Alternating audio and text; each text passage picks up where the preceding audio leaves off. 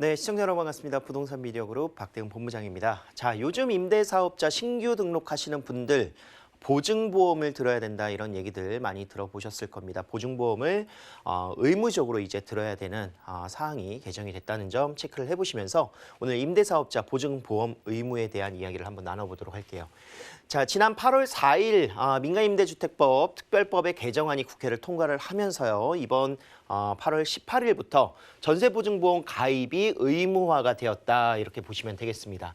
자, 임대사업자라고 하면요. 보증보험, 전세를 드는 데 있어서 보증보험을 드는 거는 어느 정도 알고 계시는 분들도 계실 겁니다. 하지만 이제 선택사항에서 의무사항으로 바뀌었다는 점을 체크를 좀 해보셔야 될 것 같고요.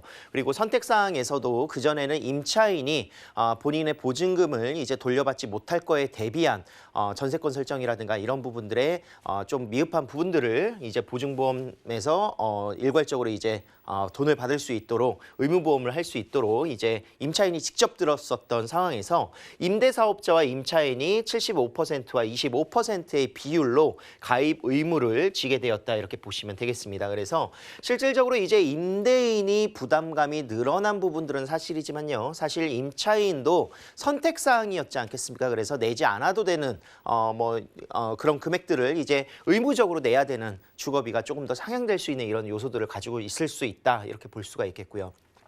신규 등록하시는 분들은 지금 바로 가입을 하셔야 되는 부분이고요. 기존 임대사업자 같은 경우에는 1년의 유예 기간을 두고 있습니다. 그래서 1년의 유예 기간 후에 2021년 내년 8월 18일 이전에 가입을 의무화하셔야 된다. 만약에 가입을 하지 않았었을 때 어떻게 되느냐. 최고 2천만 원의 벌금과 그리고 최장 2년의 징역형의 실형에 처해지기 때문에 사실상 이제 정말 의무적으로 들어야 되는 선택사항이 아니에요. 의무로 바뀌게 되었다 이렇게 보시면 되겠습니다.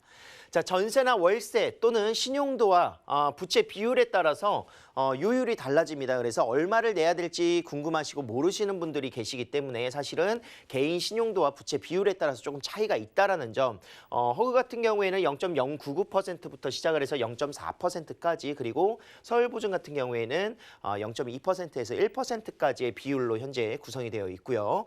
단독주택은 아파트에 비해서 조금 더 보증보험료가 비쌀 수밖에 없는 내용들이 담겨져 있습니다. 다가구가 가장 비싸고 그다음에 아파트 다세대 순으로 구성이 되어 있다는 점을 볼 수가 있을 것 같고요. 주택의 규모 때문에 그런 부분들이다 이렇게 보실 수가 있겠죠. 거기에 더불어서 가입 전 보험료 책정 주택 감정 평가를 또 받아야 되는데요. 이 주택이 정말 어느 정도의 가치성을 가지고 있는지를 일괄적으로 이제는 개별로 주택마다 감정 평가를 의무적으로 받아야 보증보험을 가입할 수 있게 되었다. 이렇게 보시면 되겠습니다. 자, 감정평가를 받는데 필요한 소요 금액은요. 임대사업자가 부담을 해야 되는 부분이고요. 감정평가 금액 같은 경우에는 최저 20만 원부터 감정가액에 따라서 조금씩 변동이 있는데 감정가액의 0.011% 정도가 평균치로 구성이 되어 있습니다. 그래서 2억의 전세라든가 3억의 전세 같은 경우에는 못해도 20에서 30만 원 정도는 나올 수 있는 점을 또 체크를 해보셔야 되겠죠.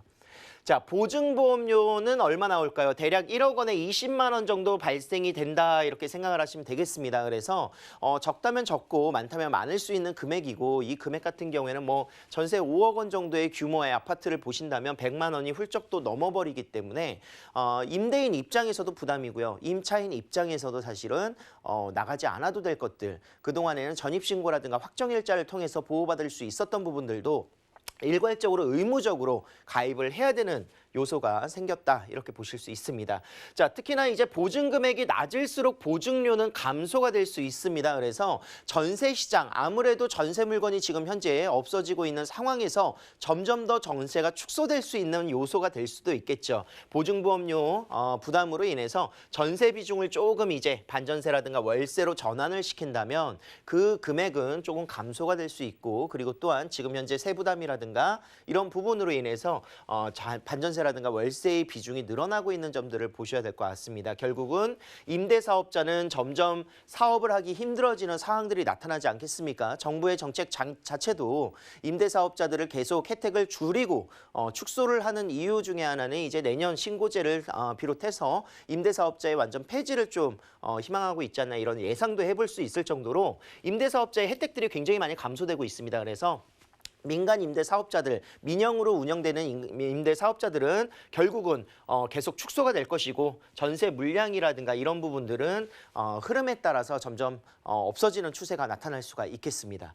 자, 이럴 때일수록 사실 투자는 어떻게 해야 되느냐? 전세 물량이 축소가 된다는 것은 전세 가격이 상승한다라고 보실 수가 있겠습니다. 전세가율과 전세가는 틀립니다. 전세가율은 이제 매매 가격 대비해서 전세 가격이 낮게 형성되어 있는 게 6년 만에 최저치라고 하는 거고 전세 가격이 하락되는 부분들은 아닌 거죠. 지금 현재 전세 가격은 최고치로 계속 올라가고 있는 물량이 계속 감소되면서 내후년까지는 계속 상승될 수밖에 없는 요소들을 가지고 있습니다. 특히나 이제 3기 신도시가 오늘 발표가 되는 요소들을 살펴보시면은 앞으로 사전 청약을 통해서 심리적인 안정감을 얻더라도 앞으로 6년, 7년 뒤에는 입주를 할 수밖에 없기 때문에 전세 시장은 계속 매수 대기자라든가 3기 신도시의 입주 대기자들은 계속 6, 7년 동안은 전세를 움직일 수밖에 없는 요소들을 가지고 있습니다. 그렇기 때문에 전세 물량이 축소되는 시점에 투자를 하셔야 되는데 그 투자의 대상이 바로 전세 갭 투자가 될 수 있을 것이다. 이렇게 보시면 되겠습니다. 자, 임차인의 주거비가 계속 증가하기 때문에 전세 물량의 축소라든가 전반적인 주거비가 상승되는 요소들 그리고 앞으로 입주 가능한 전세 희귀 현상에 대비해서 투자 방법을 세우시고요. 방송을 보시면서 앞으로 내가 어떻게 지금이라도 자산을 조금 더 좀 공격적인 자산 운영이라든가 또는 재테크를 통해서 앞으로 향후 변화될 수 있는 시장 형성에 큰 도움이 될 수 있는 방향으로 재테크를 설정하셔야 되지 않을까 생각을 하고 있습니다.